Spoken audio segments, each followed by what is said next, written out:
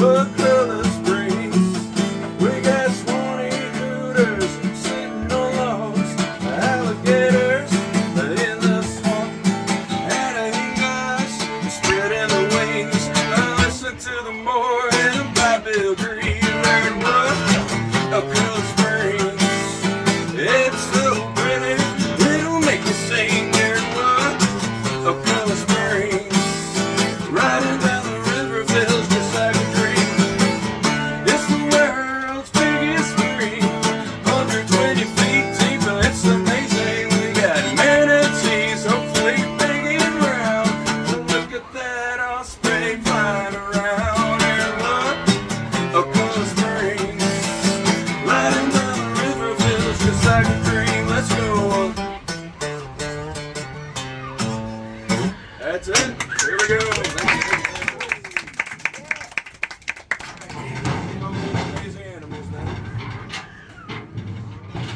See those turtles?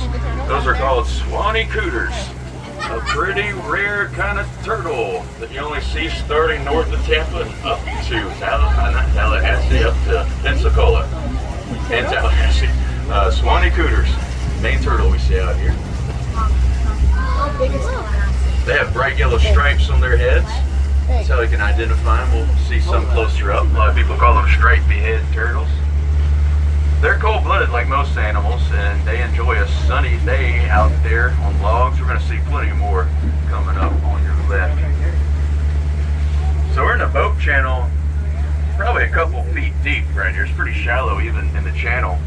But out there to your left, you're going to see where some old logs and branches have collected. It's only 7 inches deep out there today. And we have another shell station out there. Look at those turtles hanging out. Swanty cooters. A little closer to us, we have a beautiful type of flower called the spider lily right there to your left. And we have an interesting character in the water called the common moorhen. This mostly blackbird with the red bill. It's called the common moorhen. A lot of people here call them swamp chickens.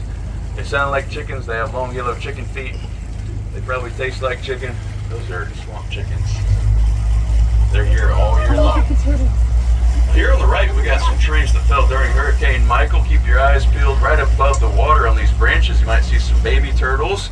I've seen a few baby gators hanging out here too. If you look right above the water, you see them right now. But we do have a few turtles there. Those are more swanty cooters. Even dead trees out here are very important trees. They create their own little microhabitat. All right, keep your eyes peeled. Coming up on the left, we have a big gray floating potato. Y'all can stand up. We have an aquatic mammal called the manatee at 11 o'clock, moving away from us. What? That's a humongous thing. And there's a gator moving towards it. But don't worry, What is that? that animal's too big for a gator. Gators are afraid of manatees. That's not an easy meal. They're kind of watching each other. Welcome to the Nature Channel. It's a manatee. Manatees are so big, being 1,000 to 2,000 pounds of muscle. Gators and sharks don't want to mess with them. That's not an easy meal. Boats are their #1 enemy. That's why we have prop guards on this boat. We take it slow around them. It's very cool to see any manatees here in June. Most of them are here in the winter because the ocean's too cold for them. But we have seen quite a few today. So keep your eyes peeled.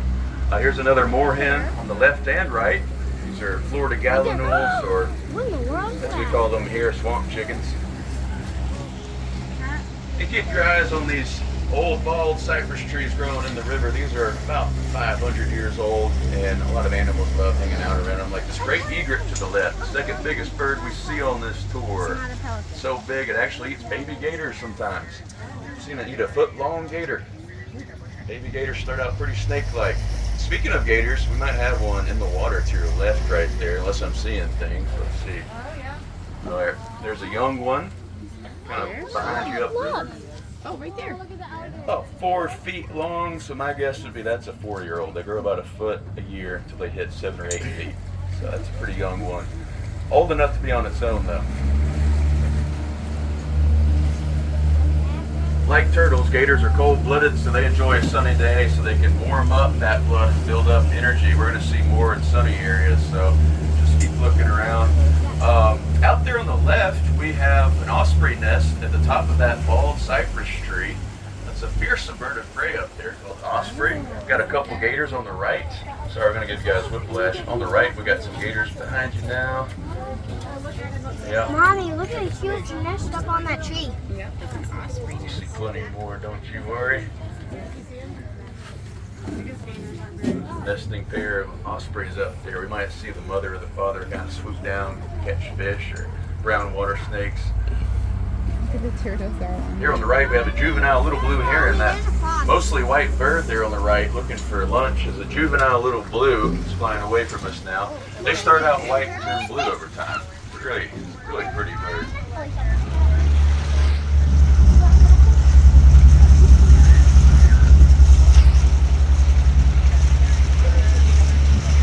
Close look at a turtle called the Wakulla right there, and that's where that juvenile little blue is hanging out to your left on that old cypress knee. Mommy, I see a turtle. Look at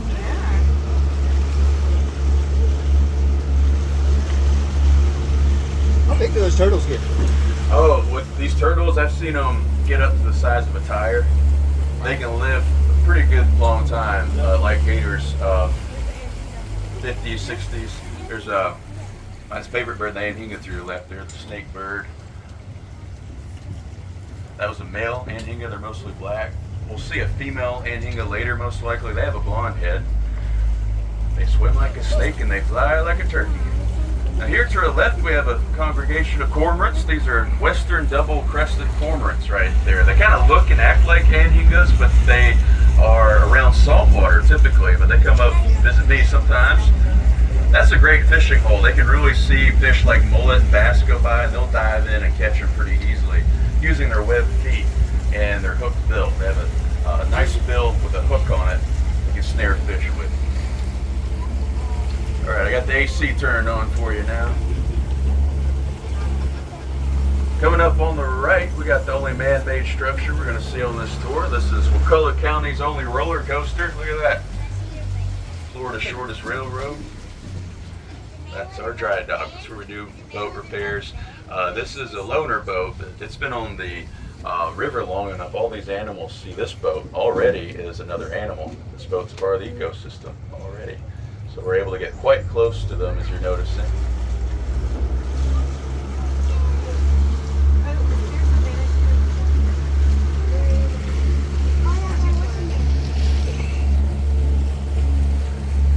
Here's a nice little slice of the swamp here on the right. We're technically in a swamp environment, and the woods out there are considered a primeval forest of really old hardwood trees, a lot of sable palm trees too, and this forest is harboring a lot of animals like white-tailed deer, raccoons, Florida black bears, panthers are moving this way, river otters, you name it, and gators. Here's one in that eelgrass on the right, maybe 20 feet over in the water.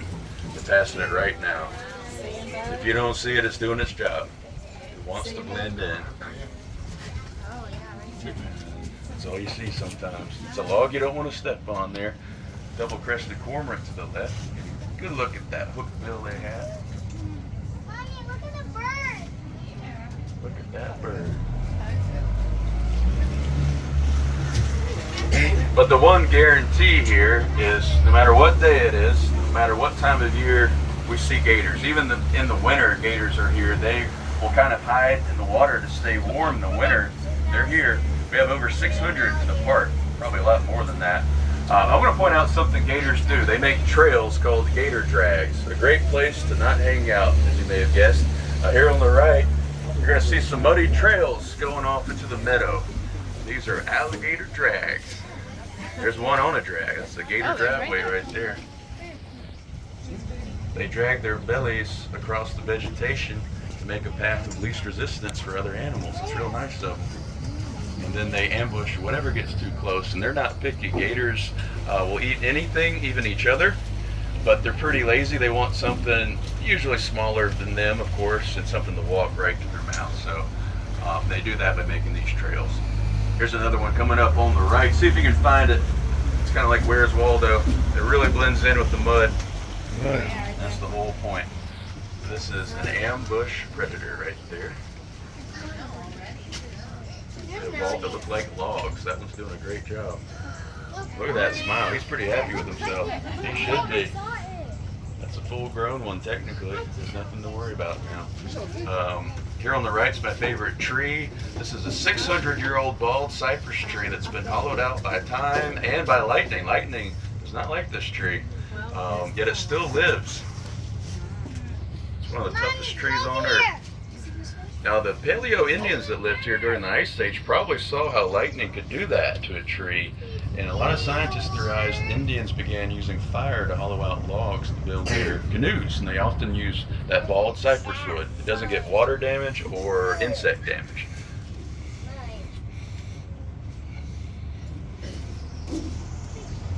Mullet like this cold water? Yeah, I've been seeing some mullet. If you look in the water and see some gray fish, that's the mullet. They'll jump out sometimes.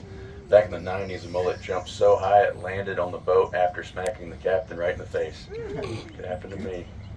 Now keep your eyes peeled. I've been seeing the water ripple in certain areas. I don't know, we might have maybe some more manatees. I can't tell yet, but just kind of look around. Again, it's unusual to see manatees in June. A lot of them are back out in the ocean.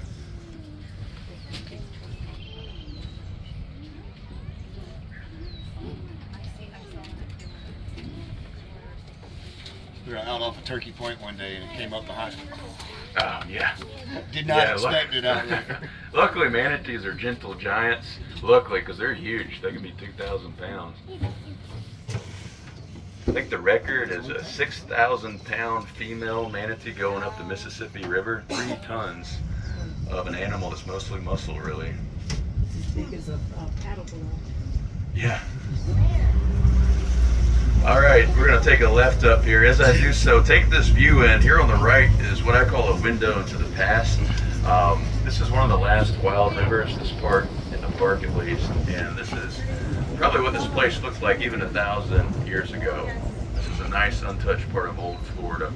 No one's allowed to go down there except park staff, only about twice a year. So you're looking at what this place really should look like. These are the only boats allowed up here on this part of the river. The river is fenced off a few miles down to keep other boats out. Animals like manatees and gators can come and go, but these are the only boats allowed up here. This little gar. Do it now. Oh yeah, spotted gar to the left. If you look in the river, they get pretty long. I've seen some 4-footers around the spring. These are young spotted gar. We see alligator gar here too sometimes. Yeah. We're going to see some swan and cooter straight ahead. Keep your eyes on these branches coming up on the right. We got a little shell station, pretty young turtles here on the right. If they don't hop off that log, they can be shy. This side of the river tends to get more sun for longer, so a lot of reptiles hang out here. Look in the water too, we'll see them swimming around. I've seen a big alligator snapping turtle down there too. It has to be 100 pounds. Big enough it could probably bite off a gator's leg. It hangs out here. I've seen soft shell turtles around here, yellow-bellied sliders, river otters, so just kind of keep your eyes peeled.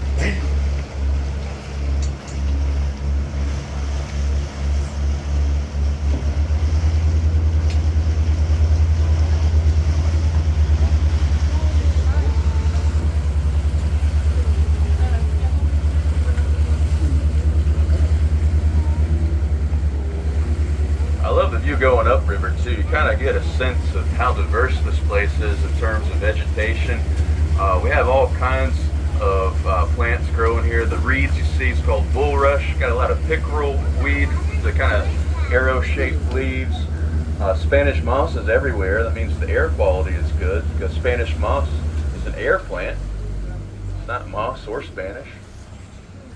Tons of swamp hemlock out there, a very poisonous plants growing in the middle of the river. That really tall plant, the tallest one you see out there, is swamp hemlock. It could really mess the human up. You're not supposed to even touch it, but luckily some things eat it, like white-tailed deer can eat hemlock. Yeah, the really tall plants, the tallest ones you see, that's called swamp hemlock. It has a white bloom. Yeah, it's very bad for humans, but white-tailed deer can eat it. Got a little blue heron coming up on the left and some yellow crowned night herons trying to join us here. Gotta pay $8. Really cool birds to see during the day. They are night herons, and even better, we got a gator watching the whole thing on the right. This is big enough. I'd say this is a bull. This is probably a male gator. Full grown, 8 feet long, I would say. There's an alligator. There's an alligator. Look, there's an alligator. Can you see him? He's a big boy. Yeah. He's real. Yeah, they're real. They don't move unless they have to.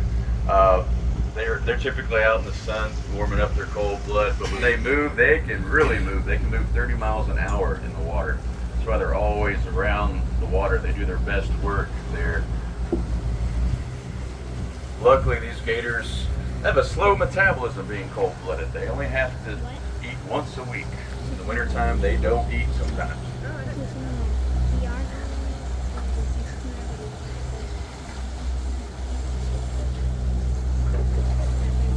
Alright, if we're lucky, we'll see some cute little baby gators. We're not far away from a nest.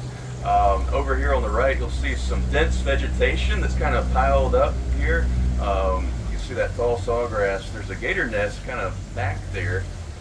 And if you look closely, we might see some. There's one in the water about 20 feet over. That's, my guess would be a 2-year-old gator that just went under.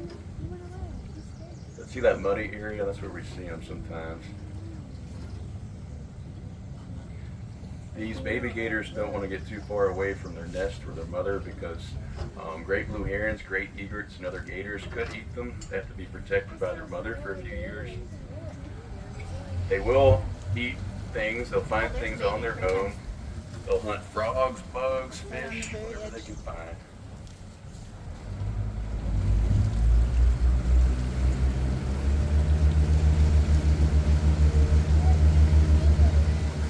Mama gator will lay 60 eggs in that pile of rotting vegetation, and only 5 out of 60 will survive typically because everything wants to eat them at first. But once they're all grown up, they have nothing to worry about here. They're at the top of the food chain. All right, the cutest thing out here are baby moorhens. We have some to your left right there. Look at these little chicken nuggets out there to your left. Baby swamp chickens. Oh, cute. They are cute. They have little fuzzy heads. Oh, look at the bee. There's a cormorant.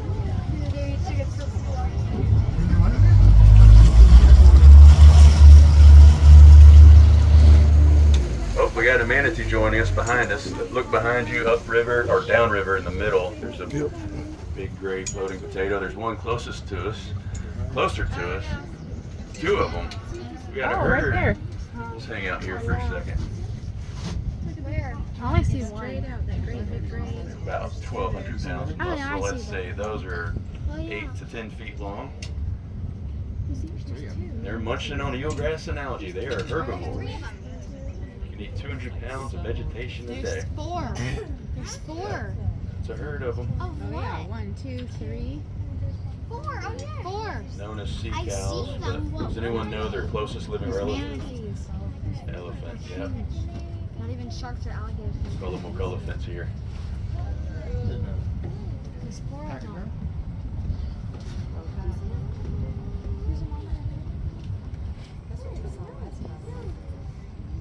Now they look blubbery, but they're less than 4% body fat. That's why we see more in the wintertime. The ocean's too cold for them. They could die from hypothermia, so they come up here to the relatively warm 69-degree water. So if you're ever here in January, you might see over 40 of them. It's really cool to see any in June, so I'm glad they heard my song. Does the temp stay the same? Yeah, this water is always around 69 to 70 degrees, especially around the source at the spring where we're going.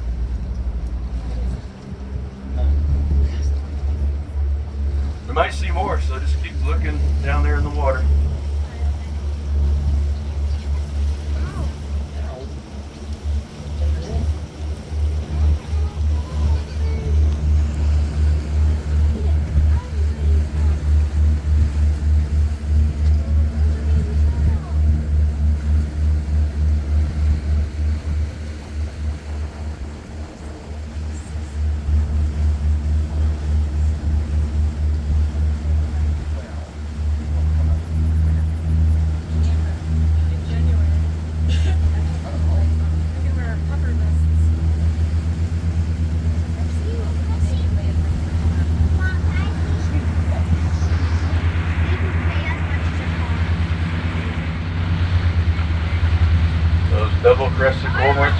there to your left there. And they're hanging out across from one of the biggest trees out here. We got a cattle egret on the right, that interesting white bird that kind of eats bugs around cattle.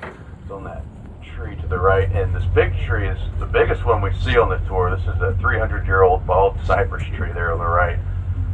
One reason it's so big is because it has a big root support system. All these knobby things are called cypress knees, and they're the root system of that one big tree. The roots go deep in the ground, back up to the surface, kind of spreading out pretty far outside of the tree, so it can be anchored down. That big tree won't fall, basically. That's why these trees can live to be a couple thousand years old sometimes. Alright, as we go upriver, keep your eye on that osprey nest. It's right there in the middle of the river to your left, and that again is a nesting pair. So you always see the mother or the father osprey up there, and there's one hanging out up there now watching their babies. They gotta protect them from eagles and vultures. Pretty fearsome birds of prey.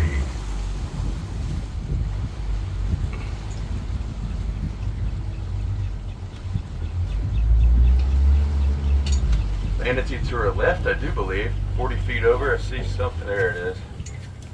Came up for air. They're mammals, so you see them come up for air every few minutes. We got 3 of them. There's a gator right here. Gator, yep. There are 2. There's 2. What a good spot. Right there. And there's 2, 3 manatees over there. Oh yeah, there's 3. No, there's 4. Right there. Wow. I see 3. Oh yeah, there's a baby. This current's today probably 3 or 4 miles an hour, so they're kind of floating against that right now.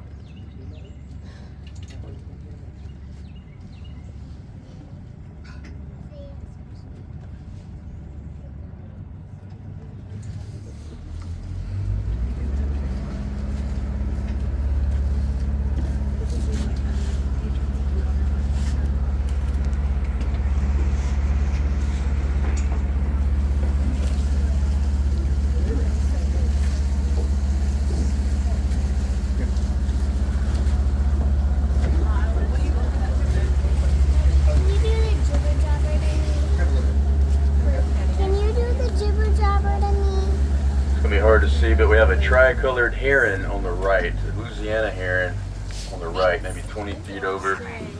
It's one of the prettiest birds out here, the tricolored heron. Right there.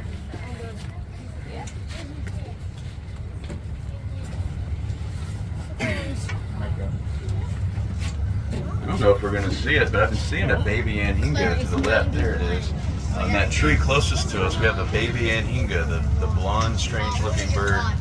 You might have to look behind you as we go upriver. We have a baby snake bird to our left, behind that tree. The baby anhinga's right behind this tree. They start out blonde like their mothers, and if they're male, they're going to end up being mostly black. There it is back there. It's going to hop in that water eventually, learn how to swim. The father anhinga is probably the one to your left, right there in the middle, the river holding his wings out, kind of drying off after hunting. That's the male. And there's the mama anhinga to your left, the one with blonde plumage on her head. Gators everywhere. We got one moving in front of us. Put the batteries in this one. We got a couple on the right too. One of them's really hard to see. Sometimes you only see their eye bumps and nose bumps.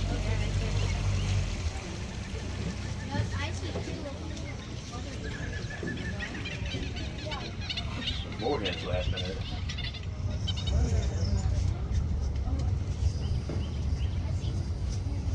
Those related to a coot? Yeah. Okay, I was about to say, it sounds the same. Yeah, you're right. American coots are related. They're migratory. We don't always see them, but the moorhens are always here. Yep.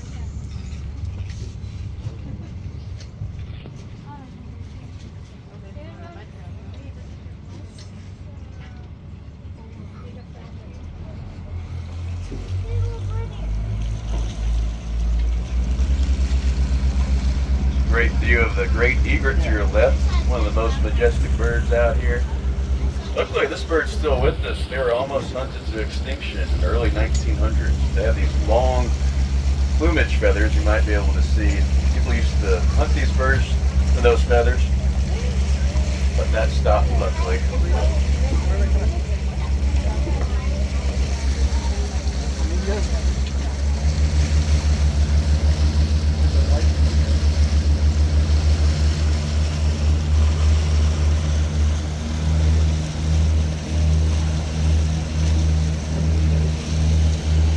We're going to go up the same way here, so we're going to probably see more of those turtles, maybe some baby gators. Just look around. While you're looking around, I'll tell you some movie history.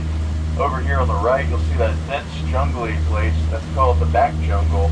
That's where they filmed some Tarzan movies back in the 1940s. That was African jungle, in movies like Tarzan's Secret Treasure and Tarzan's New York Adventure. These movies starred Johnny Weissmuller. He was the great Olympic gold medalist swimmer and diver, and he was great at yodeling too. He came up with that Tarzan yell himself by yodeling. These movies were great successes. That encouraged Hollywood to film more here, and they did. In 1954, a terrifying movie was filmed out there called The Creature from the Black Lagoon. This movie is quite terrifying in the 50s. I think it's one of the greatest comedies ever made now. But it's a lot of fun to watch. Keep this in mind, the guy wearing the creature costume in the underwater scenes was a lifeguard here named Rico Browning. He had a hard job. That Gillman costume weighed 80 pounds. Imagine swimming with the extra 80 pounds. But he went on to create the show Flipper back in the 60s. We thank him for that. There's that shell station on the right. Now we'll see gators hang out with these turtles too, even though gators love to eat turtles. They tend to get along on a sunny day. Lesser known movies were filmed here, like Airport 77 was filmed in the Spring Bowl here. Joe Panther was filmed here. All kinds of interesting stuff.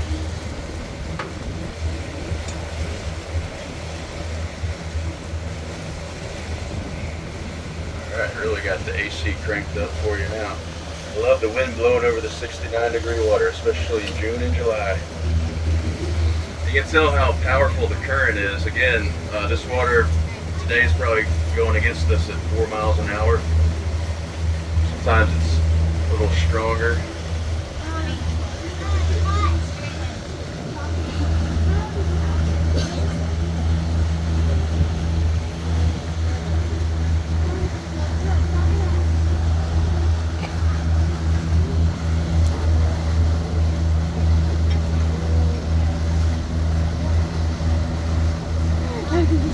Oh, here's some pied-billed grebes. See these two birds to the right? That's an interesting kind of bird that we always see here called the pied-billed grebe. It's one of those rare birds that doesn't really fly. They kind of flap their wings and run across the water, and their call is very similar to the monkey's sound. They really sound like monkeys. If you watch the Tarzan movies filmed here, you'll hear a lot of grebes, and people assume those are monkeys, but they're really pied-billed grebes for the most part. I call them swamp penguins. Alright, here we go. We're going to go over where the river begins. It's a great way to end this tour. Straight ahead, kind of in front of the dive tower, we have what a lot of people consider to be the world's biggest and deepest freshwater spring. And today is a great day because it's the clearest the spring's been in 1 year. We can see 62 feet down. We're going to go right over the spring bowl here in a minute.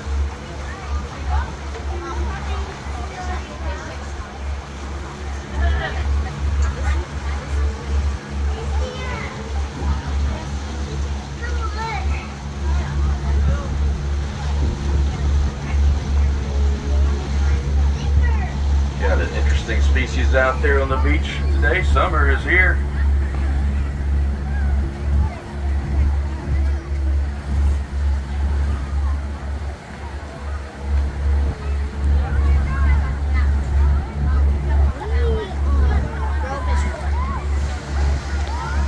Alright, this is where it starts to get a little deeper.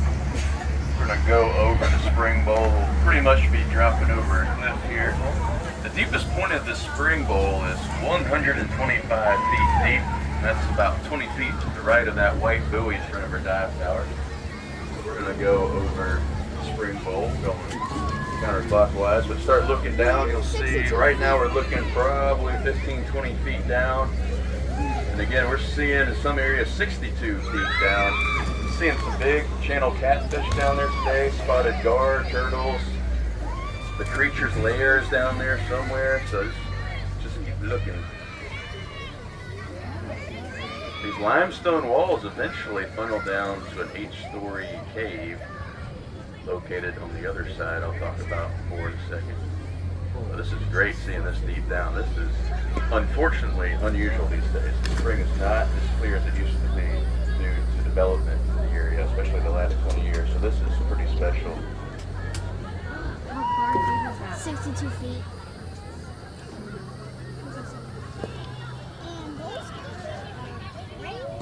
Lily's not jumping in 62 feet. I want to jump there. Now here on the right, if you look closely, you might see a school of catfish down there. It's not real sunny over here, so I don't know if you'll be able to see them, but way down deep, probably 40-50 feet down, you might see catfish hanging out. Why are you goggles? Oh look, it just drops off. Yeah. Would they be right out in the middle? Over here on the right is where we typically see them, kind of along the walls of the spring bowl. Yeah, there's a few there on the right.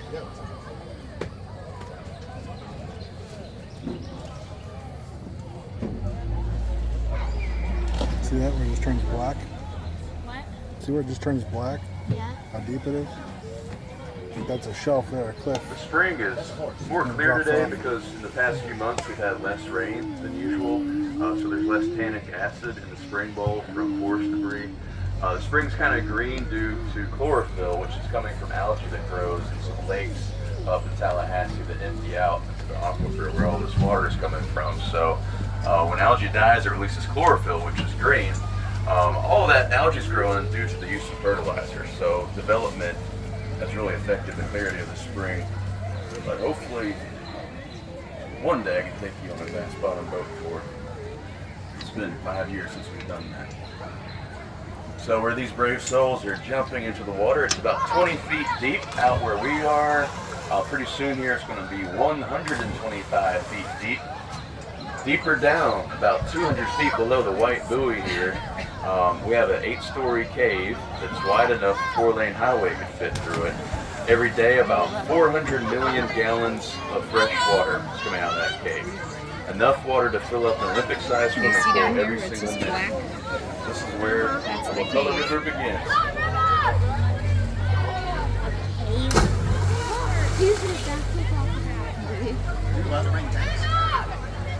Only scientific divers can explore that cave. It's very dangerous down there. They go to depths of 300 feet in the cave. Couldn't you get a recreational person to come out and I guess you can't swim out here. No, sir. I see Yeah. that. People can snorkel over here, but in terms of diving only. The Woodville Karst Plains Project. Now check out some neat videos online. Type in WKPP on YouTube, Woodville Karst Plains Project. You'll see some amazing videos of them down there. Over time, they've explored 45 miles of the cave over 30 years. They figured out the cave goes beneath their hotel. We're not worried about it, but about 200 feet below is a giant cave. In a couple centuries it might be in trouble, but it's good for now. They have found 5-foot-long catfish down there, about 3,000 feet in. American eels are down there, and things of the past too. They have found mastodon bones from the Ice Age, about 500 feet in the cave. These bones are well preserved by this cold water. Check it out on YouTube. Check out the hotel up there. Everything up there is built between 1935 and 37. Get some ice cream and the soda fountain there. Check out that music they're selling if you want. And I want to thank you guys. This was honestly the best group I've had all day.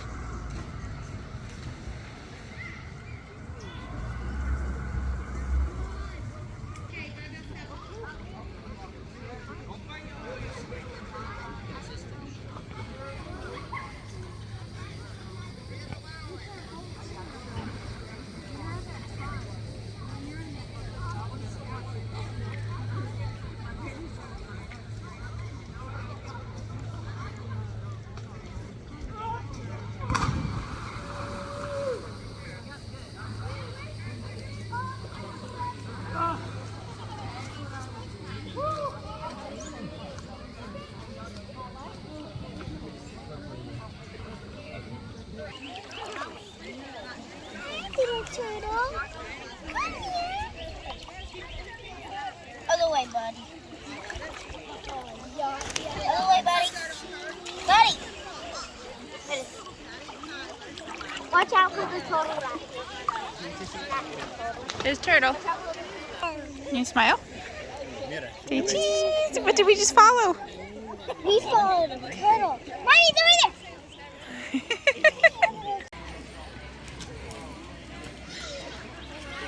Touch its head.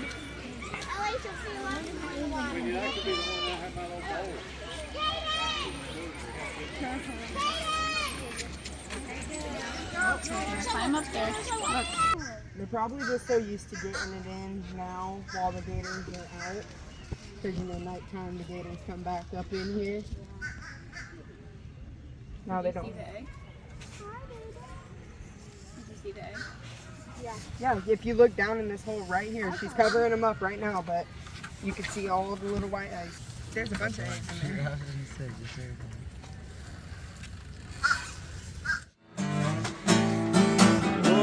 Tell you about a place, Wakulla Springs. We got 20 hooters sitting on logs, alligators in the swamp, Manatees spreading the wings. I listen to the morning by Bill Green. Learn what Wakulla Springs. It's so pretty, it'll make you sing. Learn what Wakulla Springs. Riding down the river feels just like a dream. It's the world's biggest stream, 120 feet deep, and it's amazing. We got manatees, hopefully big and round. So look at that osprey flying around. And look, Wakulla Springs. Riding down the river feels just like a dream. Let's go. That's it. Here we go.